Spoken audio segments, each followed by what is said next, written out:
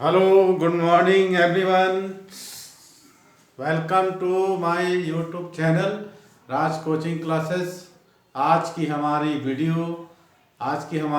कौन से हो जाएगी? तो हमारा चैप्टर का नाम है इलेक्ट्रोमैग्नेटिक कंडक्शन और हमारा टॉपिक है आज का reciprocity of theorem of mutual induction. Reciprocity theorem of mutual induction है ना। म्यूचुअल इंडक्शन को मैं पहले डिफाइन कर चुका हूँ। सेल्फ इंडक्शन, म्यूचुअल इंडक्शन, ये सारी चीज़ों को मैंने पहले डिफाइन कर दिया है। तो आज का हमारा टॉपिक है reciprocity theorem of mutual induction. ठीक है, इसमें हम क्या क्या सोलेनॉइड लेते हैं। सोलेनॉइड को तो पहले ही हमने पढ़ चुके हैं, क्लास 10 से पढ़ते आ रहे हैं कि सॉफ्ट आयरन के पीस पर बहुत सारे कॉपर के इंसुलेटेड वायर लपेट देते हैं तो ये क्या बन जाता है, एक सोलेनॉइड बन जाता है। सोलेनॉइड जो होता है एक मैग्नेट की तरह वर्क करता है ना। Solenoid just like a natural magnet है, लेकिन जब तक उससे हम करंट फ्लो करते हैं तब तक वो क्या करता है, मैग्नेट का काम करता है। जैसे हम क्या करते हैं, करंट फ्लो करना बंद कर देते हैं, वो मैग्नेट की तरह वर्क करना बंद कर देता है। ठीक है, तो इसमें नेचुरल मैग्नेट और आर्टिफिशियल मैग्नेट मैंने सोलेनॉइड, इसमें क्या डिफरेंस होता है आप लोगों को पहले ही पता होगा। इसमें बीच में जो होता है मैग्नेटिक फील्ड ज़्यादा होता है किनारों की अपेक्षा, और जो नेचुरल जो मैग्नेट होता है उसमें किनारों की तरफ क्या होता है, नॉर्थ और साउथ पोल की तरफ मैग्नेटिज्म की प्रोबेबिलिटी क्या होती है, ज़्यादा होती है।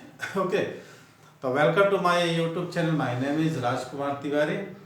और वीडियो आज अच्छा लगे तो लाइक कीजिएगा, अपने दोस्तों के साथ शेयर कीजिएगा। वीडियो में यदि नए आ रहे हैं या पहली बार देख रहे हैं तो सब्सक्रिप्शन का बटन दबा दीजिएगा, दबाने का बेल आइकन को दबाना ना भूलिएगा, ताकि नोटिफिकेशन के जरिए आपको ऐसे ही वीडियो हमारे फिजिक्स और मैथ्स से रिलेटेड वीडियो प्राप्त होते रहें और आपको ईजियर हो जाए एग्ज़ाम दिलाने में, कोई सा भी एग्ज़ाम हो, 11th 12th या फिर कॉम्पिटिटिव एग्ज़ाम। ओके, स्टार्ट करते हैं। तो इस वीडियो को हम स्टार्ट करने बनते हैं कि इस वीडियो को हम स्टार्ट करते हैं। स्टार्ट करने से पहले हम ये देखते हैं कि इसमें जो वो दो सोलेनॉइड है ना, दो कोएक्सियल कॉइल या सोलेनॉइड या कोई भी चीज़ हो, मैंने कोएक्सियल का मतलब तो समाक्षीय होता है, जिसका अक्ष चीज़ हो एक ही होता है, जिसका म्यूचुअल इंडक्शन कितना होगा। म्यूचुअल इंडक्शन के बारे में तो हम ऑलरेडी पहले ही स्टडी कर चुके हैं। जब हम दो कॉइल या फिर दो सोलेनॉइड को पास रखते हैं, फिर से सुन लीजिए, जब हम क्या करते हैं, दो कॉइल को या दो सोलेनॉइड को पास रखते हैं और उसमें से जब हम दो कॉइल या दो सोलेनॉइड को पास रखते हैं और उनमें से किसी एक सोलेनॉइड में है ना, ये किसी एक सोलेनॉइड में करंट फ्लो होते हैं या करंट में वैल्यू में चेंज करते हैं, तो उसके पास में रखी हुई दूसरी कॉइल या सोलेनॉइड के इंड्यूस इलेक्ट्रोमोटिव फोर्स या इंड्यूस करंट क्या होता है, प्रोड्यूस हो जाता है। तो इंड्यूस इलेक्ट्रोमोटिव फोर्स प्रोड्यूस होने की फिनोमेना जो होती है उसे हम क्या करते हैं, म्यूचुअल इंडक्शन करते हैं। एक बार फिर से सुन लीजिए, क्या बोल रहा था मैंने कहने का मतलब होता है कि हम ये म्यूचुअल इंडक्शन के बारे में ऑलरेडी स्टडी कर चुके हैं। अब हम आगे उसका डिटेल्स करते हैं। यदि हम किसी दो सोलेनॉइड या दो कॉइल को एक दूसरे के पास रखते हैं और उनमें से किसी एक सोलेनॉइड, एक कॉइल में हम क्या करते हैं, करंट प्रोड्यूस करते हैं, तो उसके पास में रखी दूसरी सोलेनॉइड में इंड्यूस इलेक्ट्रोमोटिव फोर्स है ना, प्रोड्यूस होने की फिनोमेना जो होती है उसे हम क्या करते हैं, म्यूचुअल इंडक्शन कहते हैं। जिसमें हम करंट प्रोड्यूस करते हैं उसको हम क्या बोलते हैं, प्राइमरी कॉइल, और जिसके अंदर इंड्यूस इलेक्ट्रोमोटिव फोर्स प्रोड्यूस होते हैं उसको हम क्या बोलते हैं, सेकेंडरी सोलेनॉइड। जब किन्हीं भी दो सोलेनॉइड के बीच म्यूचुअल इंडक्शन की फिनोमेना ज़्यादा होगी या कम होगी है ना, इसे हम क्या करते हैं, म्यूचुअल इंडक्शन को रिप्रेजेंट करने के हम कांस्टेंट यूज़ करते हैं। मैंने कहने का मतलब होगा कि जब हम प्राइमरी कॉइल में या करंट फ्लो करते हैं तो म्यूचुअल इंडक्शन की ज़्यादा होगी कम होगी, उसके लिए हम क्या करते हैं, कांस्टेंट का उपयोग करते हैं, जिसमें हम क्या बोलते हैं, कोएफिशिएंट ऑफ सेल्फ इंडक्शन या कोएफिशिएंट ऑफ सेल्फ इंडक्शन या फिर म्यूचुअल इंडक्शन बोलते हैं, जिसको हम किससे रिप्रेजेंट करते हैं, एम से रिप्रेजेंट करते हैं। जिस कॉइल या सोलेनॉइड का म्यूचुअल इंडक्शन ज़्यादा होगा उसके अंदर क्या हो जाएगा, म्यूचुअल इंडक्टेंस की फिनोमेना ज़्यादा होगी। मतलब उस लाइट के अंदर एक प्राइमरी सोलनॉइड से अंदर चेंज होने वाले करंट को हम सेकेंडरी सोलनॉइड के अंदर ज़्यादा इंड्यूस इलेक्ट्रिक टॉर्च पैदा होती है। तो हम यह कह सकते हैं कि कॉइल सोलनॉइड का है ना, किसी भी कॉइल सोलनॉइड का म्यूचुअल इंडक्शन पता करने के लिए हम क्या करते हैं, ये टॉपिक का यूज़ करते हैं, है ना। तो चलिए स्टार्ट करते हैं। तो इस डायग्राम को बना लीजिए, बनाने के बाद हम क्या करते हैं, इसका डिटेल्स को देखते हैं। ओके, डायग्राम को बना लीजिए, फिर हमें वीडियो को चालू करते हैं।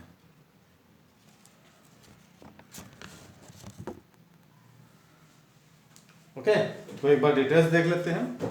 आप लोग देख रहे होंगे इसमें दो कॉइल, दो सॉलिनॉइड बना हुआ है S1 एंड S2, जिसमें हम करंट फ्लो करेंगे वो प्राइमरी होगा।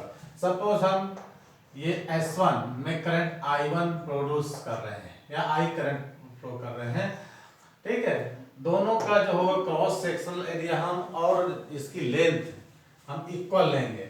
क्या बोला मैंने, दोनों सोलेनोइड S1 और S2 दोनों का क्रॉस सेक्शनल एरिया A और लेंथ हम क्या करेंगे, इक्वल लेंगे, ठीक है। तो लिखते जाइए, consider two long core solenoid S1 and S2 such that the solenoid S2 surround the solenoid, माने कि S2 जो है S1 के अंदर पूरी तरह घिरी हुई है कंप्लीटली।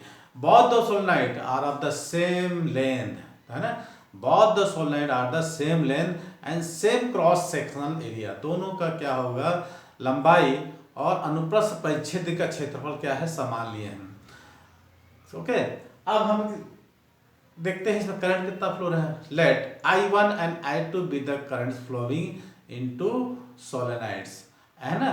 क्या कर रहे हैं हम, दोनों सोलेनोइड में मान लो कि S1 में I1 और S2 में I2 करंट फ्लो होगा, उसको बारी बारी से हम देखेंगे, उसको म्यूचुअल इंडक्टेंस निकाल के। Suppose I1 and I2 be current flowing into solenoid S1 and S2 respectively, let. Okay, अब इसमें हम देखते हैं नंबर ऑफ टर्म्स। तो N1 एंड N2, क्या बोला मैंने, N1 and N2 number of terms पर unit length of solenoid S1 and S2।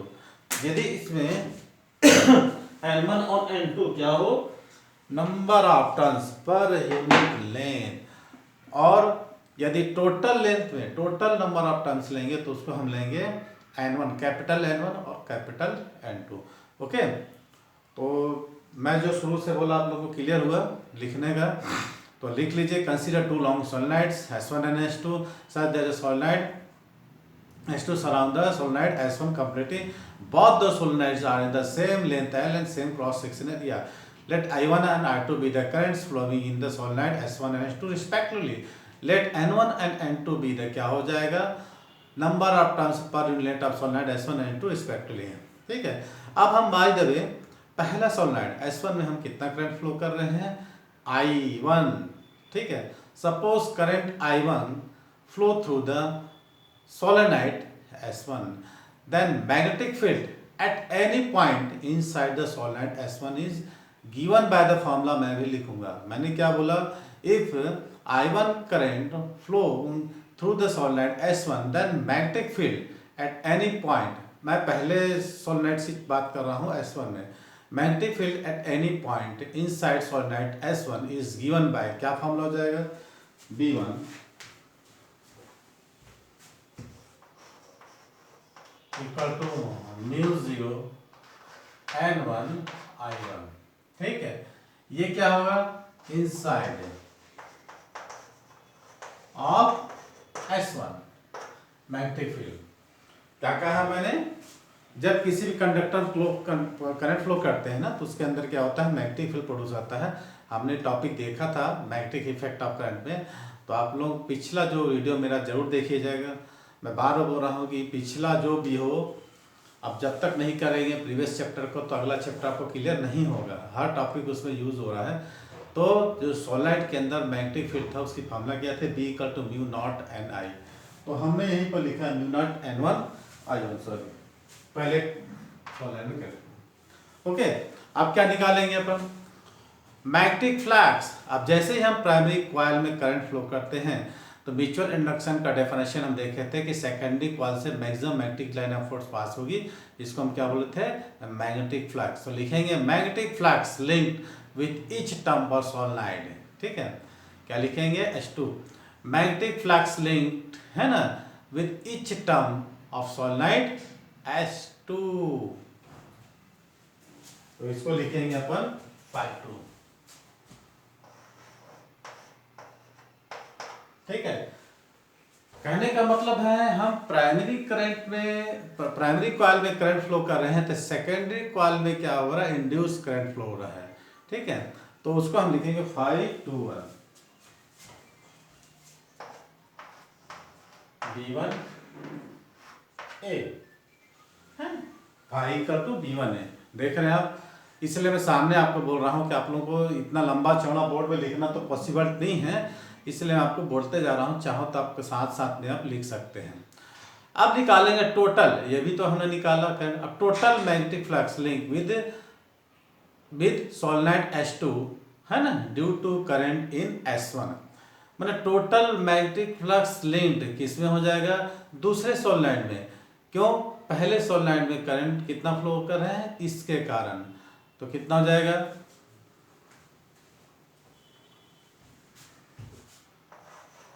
Φ21 V1A into N2L, okay. पहले मैं फॉर्मूला बताया था ना, टोटल लगा, ओके। कोई डाउट, ये क्या निकाला मैं, total magnetic flux link with secondary solenoid H2 due to current in primary solenoid S1। तो ये Φ21 मैंने कहने का मतलब है, पहले सोलेनोइड में करंट फ्लो कर रहे हैं, तो दूसरे करंट में क्या हो रहा है, इंड्यूस करंट फ्लो हो रहा है या मैग्नेटिक फ्लक्स पास हो रहा है, okay.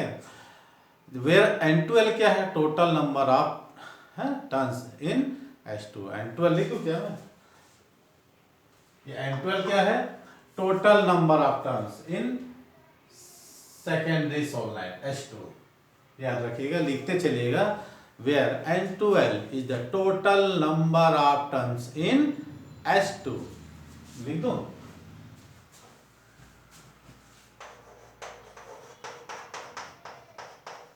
total number of turns in S2, okay. कोई डाउट, ये सिंपल है, कोई थोड़ा सा लंबा जाएगा वीडियो थोड़ा सा, तो इसको ध्यान से देखिएगा। अब ये दोनों इक्वेशंस को हम बराबर कर लेते हैं, है ना, equation first and equation second. अभी तक कोई दिक्कत, सबसे पहले हम क्या करें, मैग्नेटिक फील्ड निकाले, उसके बाद हम क्या निकाले, मैग्नेटिक फील्ड निकाले, फिर मैग्नेटिक फ्लक्स निकाले, equation number second, equation number first. अब ये V1 की वैल्यू को हम यहाँ पुट करते हैं, यहाँ लिखते हैं फ्रॉम फर्स्ट एंड सेकंड Φ21, ये जो V1 की वैल्यू है, ये इसको हम पुट करते हैं, okay, mu naught N1 I1 A N2L, तो ये किस फॉर्म में हो जाएगा, mu naught N1 N2 I1 A L, ये आपको क्लियर हो गया। ये क्या निकाल गया, magnetic flux link with the secondary coil when current through the primary coil. अब हम लोग इसमें म्यूचुअल इंडक्शन देखेंगे, mutual inductance of both the coils कितना होगा, mutual induction of both the coils, है ना, तो म्यूचुअल इंडक्शन ऑफ सोलेनोइड, क्या है म्यूचुअल इंडक्शन का, अपन देखे थे फॉर्मूला,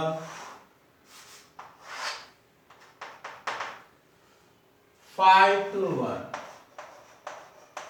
है ना, Φ21 equal to B21 I1, okay. ये हो गया हमारा इक्वेशन नंबर कितना हो जाएगा, थर्ड, और ये क्वेश्चन नंबर जाएगा 4। थोड़ा सा कॉम्प्लिकेटेड है, ध्यान रखिएगा। अब comparing equation number third and fourth, हम क्या करेंगे, इक्वेशन थर्ड और फोर्थ को कंपेयरिंग करेंगे। कंपेयरिंग करने के बाद हमारे पास जो फार्मूला निकल कर सामने सॉरी ऐसा आ जाएगा, है ना। कोई डाउट? ये मैंने उस समय फाइव का टाइम आया था तो उसको लिख दिया। दोनों कंपेयरिंग करेंगे इसका। तो M21 I1 ये हो गया फोर्थ और ये हो गया थर्ड। क्या निकलेगा, mu naught N1 N2 I1 A L। ये I1 कैंसिल हो जाएगा तो हमारे पास बचेगा M21 equal to mu naught N1 N2 A L। ये हमारा निकल गया। जब हम प्राइमरी कॉइल में करंट की वैल्यू को चेंज कर रहे थे तो सेकेंडरी कॉइल में क्या हो रहा था, मैग्नेटिक फ्लक्स इंड्यूस हो रहा था, लिंक चेंज हो रहा था। उसका हमने क्या निकाला, म्यूचुअल इंडक्शन। ओके, यहाँ तक कोई दिक्कत की बात नहीं है। अब हमने S1 में करंट फ्लो किया था और S2 में मैग्नेटिक फ्लक्स लिंक चेंज हुआ था। अब हम S2 में करंट फ्लो करके S1 में देखेंगे, जस्ट इसका उल्टा। ठीक है, नाउ अब देखेंगे, तो वीडियो को मैं ज्यादा लंबा नहीं खींचूंगा। Now magnetic flux at any point, लिख लीजिए। Now magnetic flux at any point inside the S2 is given by the formula. कितना हो जाएगा, जस्ट उसका अपोजिट होगा। Magnetic field at any point, इसको भी लिख सकते हैं, इनसाइड द सॉलिनॉइड S2। तो कितना लिखेंगे इसको, B2 इज इक्वल टू, सिर्फ मुझसा होगा mu naught N2 I2। Any doubt? इसको हम दे सकते हैं थर्ड के बाद फोर्थ, ये हो गया फिफ्थ, है ना। जब सेकेंडरी S2 में करंट I2 फ्लोड हो रहा है तो उसके अंदर किसी भी बिंदु पर जो मैग्नेटिक फील्ड होगा उसका फार्मूला मैंने लिख दिया। अब magnetic flux link with each terms of solenoid. Magnetic flux link each term of solenoid S1। इसमें हमने जो निकाला था, कितना निकाला था, 521, तो ये होगा 512 इक्वल टू B2A, है ना। तो चाहो तो B2A निकाल जाए। अब हम निकाल सकते हैं इसका total number of magnetic flux, 512 equal to B2A और N1L, जहां N1L क्या होगा, ये इसे लिखेंगे total number of turns S1। Okay, अब इस B2 की वैल्यू को मैं यहाँ पर पुट करने जा रहा हूँ। B2 के लिए क्या पुट करूंगा, mu naught N2 I2 A N1L। तो 512 इसका कितना होगा, mu naught N1 N2 I2 A L। कोई डाउट? देखो, जब हम क्या किए, सेकेंडरी कॉइल में, कॉइल S2 में करंट कितना फ्लो कर रहा है, I2, तो इसके अंदर किसी भी पॉइंट पर मैग्नेटिक फील्ड निकाल लिया हमने। अब जब सेकेंडरी कॉइल में S2 में करंट फ्लो कर रहे हैं तो प्राइमरी कॉइल में मैग्नेटिक फ्लक्स चेंज हो रहा है, उसकी वैल्यू हमने निकाला, ये कितना है, 512 B2A। अब हम टोटल नंबर ऑफ टर्न्स निकाले, है ना।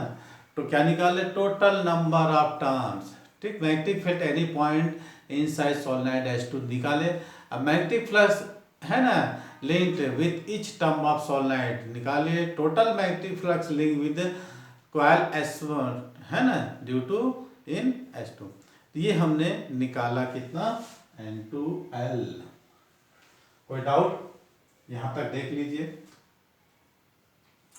कोई डाउट हो तो बताइए। फिफ्थ हो गया, इसको हम ले लेते हैं कितना 6। ठीक, यहां तक देख लीजिए, कोई डाउट हो तो बताइए। ओके, अब निकालेंगे हम क्या, म्यूचुअल इंडक्टेंस ऑफ सोलेनोइड। क्या निकालेंगे, mutual inductance, mutual of both solenoid. कितना निकालेंगे हम, 5 1 2 इक्वल टू कितना निकालेंगे, इसमें निकाले थे हम कितना, M12 इक्वल टू I कितना निकालेंगे 2, है ना। अब हम क्या करेंगे, इसको नंबर दे देंगे 7। अब कंपेयरिंग नंबर 6 एंड 7, कंपेयरिंग कीजिए। ठीक, M12 I2 equal to mu naught N1 N2 I2 A N, ये कट गया। तो M12 इक्वल टू कितना आ गया, mu naught N1 N2 A N, ये हमको निकल गया। अब देख सकते हैं आप, जो मैंने ब्रैकेट में बंद किया है ना, प्राइमरी, इसमें जब हम प्राइमरी कॉइल में करंट फ्लो किए उसके लिए म्यूचुअल इंडक्टेंस निकाले, जब सेकेंडरी कॉइल में करंट कितना I2 उसके अंदर म्यूचुअल निकाले, दोनों की वैल्यू सेम आई, चाहे करंट हम किसी में भी फ्लो करें। इसको थोड़ा कॉपी कर लीजिए, स्क्रीनशॉट लीजिए, फोटो खींच लीजिए। कहने का मतलब यही जो है, क्यों कौन सा है, दो पैनौलिकाओं के मध्य अनोन प्रकृत हेतु व्यंजक है।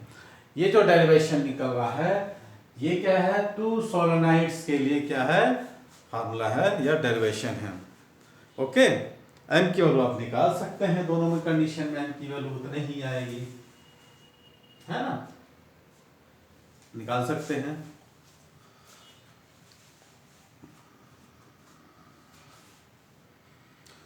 अब इसमें क्या दिक्कत करता है, क्या है, किन कारणों पर निर्भर करता है। Number 1, number of turns of each solenoid, है ना, ये जो प्रत्येक पैनौलिका में फेरों की संख्या पर निर्भर करता है।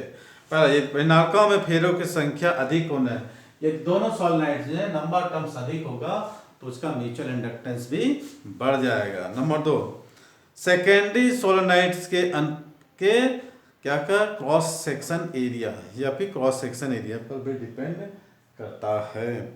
और तीसरा लेंथ पर, और इसके अंदर कोई हम क्या रख देते हैं, अधिक चुंबकशीलता का क्रोड रखने पर भी उसका क्या होता है, म्यूचुअल इंडक्टेंस बढ़ जाएगा। तो ये सब चीज हमने देखा कि म्यूचुअल इंडक्टेंस दोनों किस कंडीशन पर डिपेंड करेगा, एरिया पर, लेंथ पर। इसके अंदर कोई है ना, अगर मान लो एयर और वैक्यूम है तो ठीक है, यदि कोई मैग्नेट रख दें, कोई जिसकी मैग्नेटिविटी ज्यादा हो अंदर में रख देते हैं, तो म्यू नॉट के बदले हम क्या लिखते हैं इसको, म्यू। ओके, अभी ये जो निकाले हम एयर और वैक्यूम के निकाले हैं, तो एक बार और मैं इसको आप लोगों को डिटेल्स कर देता हूँ। सबसे पहले हम क्या करते हैं, दो सोलेनोइड लेते हैं S1 S2, S1 S2 known as primary secondary solenoid, है ना। टोटल लेंथ भी इक्वल लेते हैं, क्रॉस सेक्शन एरिया भी हम क्या करते हैं, इक्वल लेते हैं। अब यदि हम बात करते हैं कि प्राइमरी कॉइल में हम I1 करंट फ्लो करते हैं, उसके अंदर प्रत्येक बिंदु पर चुंबकीय क्षेत्र की तीव्रता का एक फार्मूला देता है। यदि हम प्राइमरी कॉइल में करंट फ्लो करते हैं तो द्वितीयक पैनौलिका जो कि सेकेंडरी सोलेनोइड में मैग्नेटिक फ्लक्स लिंकेज कितना होगा, V1 × A। अब हम इसमें क्या करते हैं, magnetic flux link each terms of solenoid है निकालिए, टोटल नंबर ऑफ टर्म्स कितना निकाले हम, N2L। तो इस कंडीशन में सेकेंडरी कॉइल में मैग्नेटिक फ्लक्स लिंक का टोटल नंबर ऑफ टर्न्स कितना हो जाएगा, इसको V1 × N2L। V1 की वैल्यू यहाँ से हम पुट कर दिए हैं, जो प्राइमरी S1 में हम जो करंट फ्लो करते हैं इसके अंदर मैग्नेटिक फील्ड जो प्रोड्यूस होती है, सेकेंडरी कॉइल में लिंक चेंज हो रहा है उसके V1 में पुट कर देते हैं, तो हमको ये कंडीशन में फार्मूला मिलता है। ठीक है, अगर मान लो म्यूचुअल इंडक्टेंस कितना होगा, 5 to 1, तो इसका फार्मूला क्या है, M21 × I1, दोनों कंपेयरिंग करके हम ये निकाल।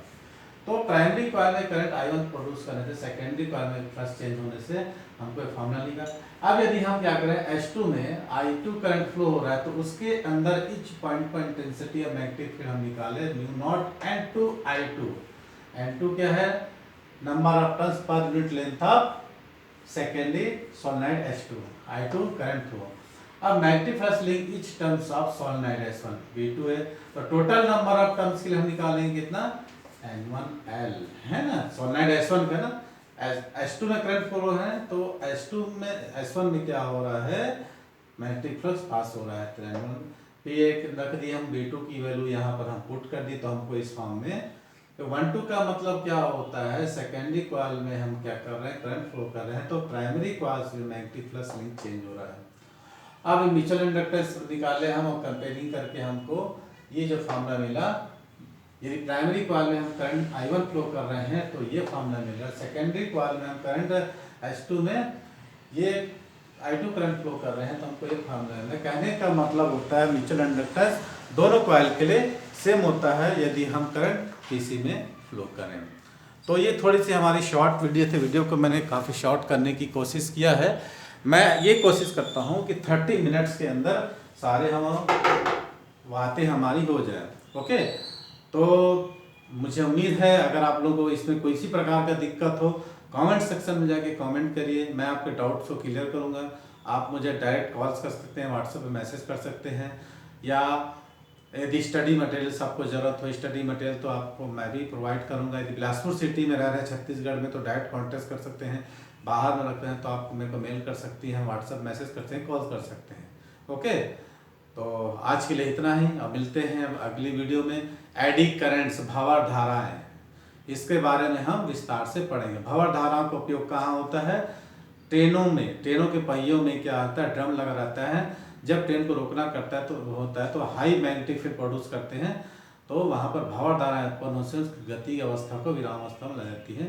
तो इसका एडी करंट्स का हम उपयोग देखेंगे विस्तार से, वो भी 10-15-20 मिनट की वीडियो रखी होगी, तो अगली वीडियो आप जरूर देखिएगा। और आपको डिटेल्स में जानना होगा तो पिछली वीडियो जाकर देखिएगा।